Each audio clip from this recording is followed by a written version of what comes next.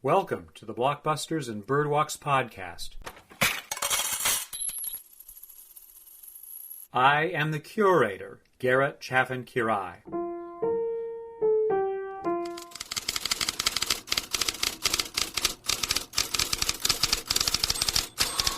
As written about and taught in the United States, the history of post-World War II movies often follows this pattern: Italian neorealism and responses to neorealism, the impact of TV, Hollywood spectacle, the French New Wave and responses to the New Wave, Cold War movies, social realism, movies from Sweden, Japan, and China, Hollywood's second golden age, New German cinema, Third World cinema, Hong Kong, Bollywood, Australia, and New Zealand, the rise of the blockbuster, the impact of home video, corporate synergy versus independent production, CGI, international co-production, the impact of the internet, and streaming. We might add to this movie-centric list other sociocultural experiences, including civil rights agitation, anti-colonial independence movements, gender and sexuality-based advocacy, various wars, several epidemics, and more than a handful of economic crises. Then, we might sprinkle in some famous and influential people, both inside and outside the arts, like Kennedy, Gandhi, Kubrick, Warhol, Lucas, Thatcher, Reagan, Beyoncé. Finally, we drill into specific movie titles and themes we're interested in exploring. Chapter 5 in this idiosyncratic survey of movie history, The Seventh Seal and Symbolism.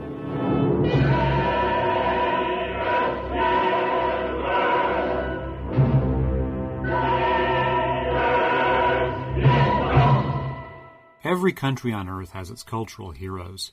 When we turn to post-war Sweden, one of those heroes is Ingmar Bergman, a theatrical producer and director turned movie producer and director who, by the middle 1950s, had established himself as one of the key personalities in European art cinema. His 1957 movie, The Seventh Seal, is often referred to in film histories as one of the important European works of the post-war cinema. The reason for this is the way that it combines literal or realist imagery with figurative or non-realist imagery in the same story, for which we are meant to unpack what we are looking at and ask ourselves what it all means. To pull back a step, let's remember that a question that often hovers around the creative arts is whether art imitates life, or is it that life imitates art? When we turn to something like The Seventh Seal, this is the story of a returning crusader, a man called Antonius Block, a knight, played by Max von Sydow. He's returning home with his squire, Jons, played by Gunnar Bjornstrand. The pair of them wish to return to something like peace while also acknowledging their 10-year effort to give war in the Holy Land seems to have been worthless. As they return home, they encounter bodies that have been piling up because of the plague, Black Death.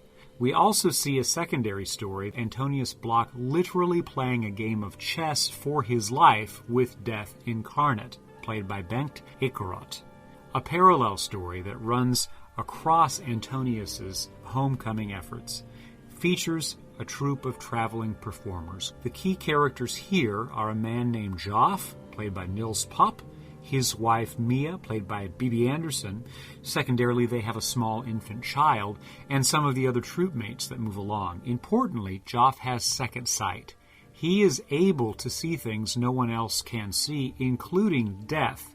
The only other character who interacts directly with death is Antonius.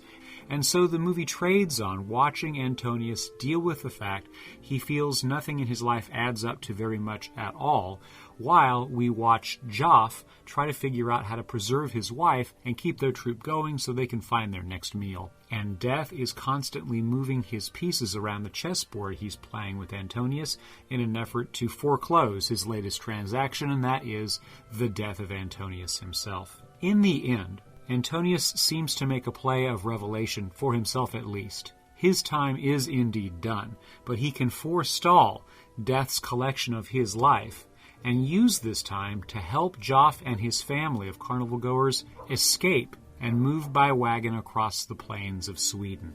People who watch The Seventh Seal for the very first time often feel they understand exactly what's happening.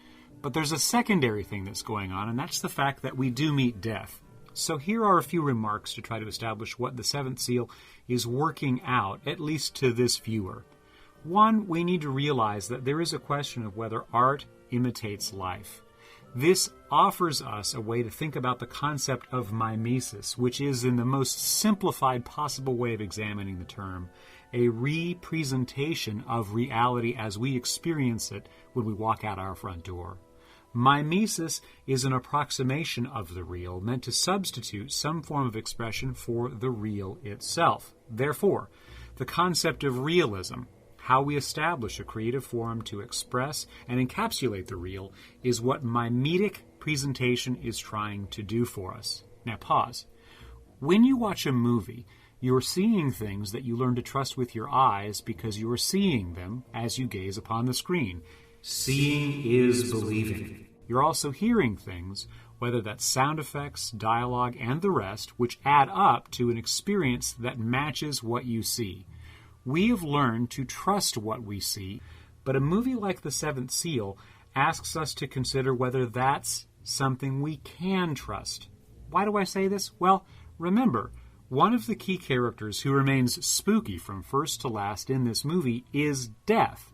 Garbed all in black, with a bald pate, Death shows up as somebody who offers dialogue, performs acts, deals with props, indeed is reacting to Antonius from scene to scene as somebody that we watch on screen.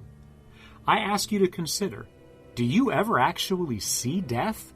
You see how Death overcomes objects, snails, insects, perhaps a relative, but we don't actually see Death as a person.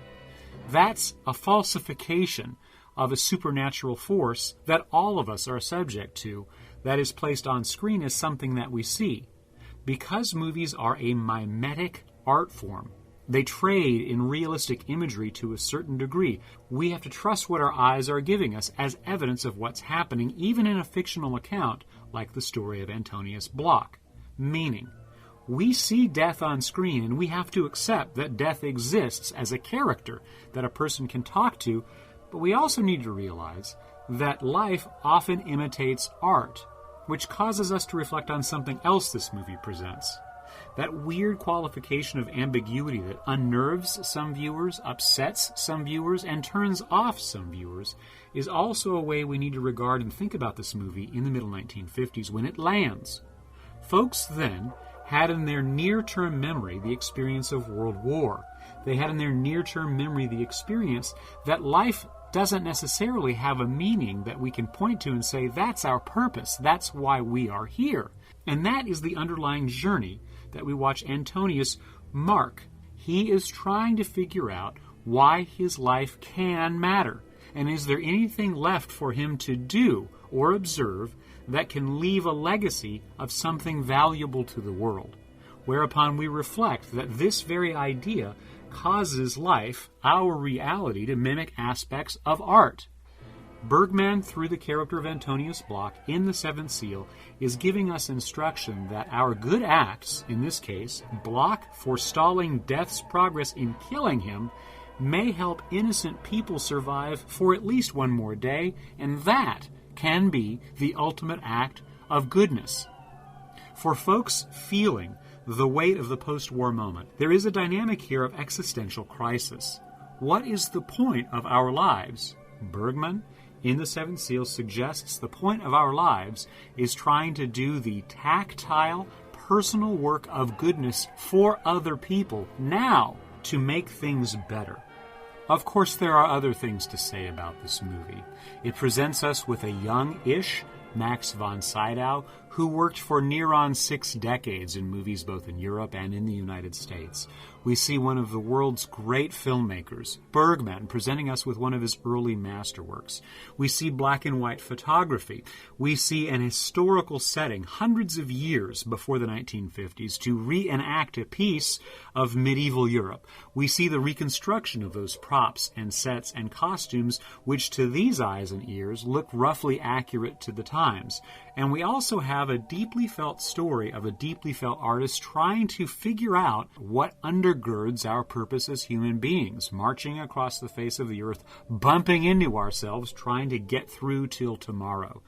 That the movie story is displaced into the deep past that none of us remember allows this movie considerable play with the supernatural, like the figure of death.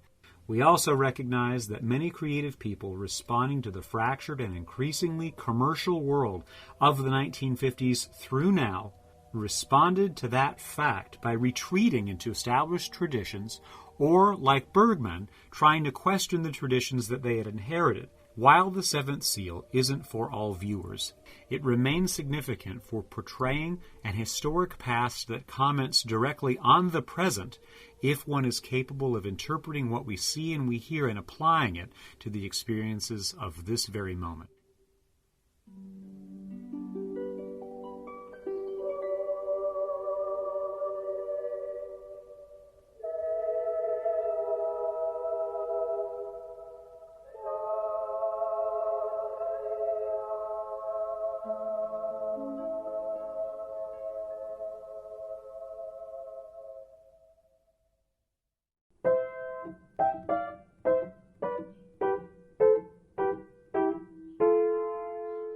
Thank you for listening to the Blockbusters and Birdwalks podcast.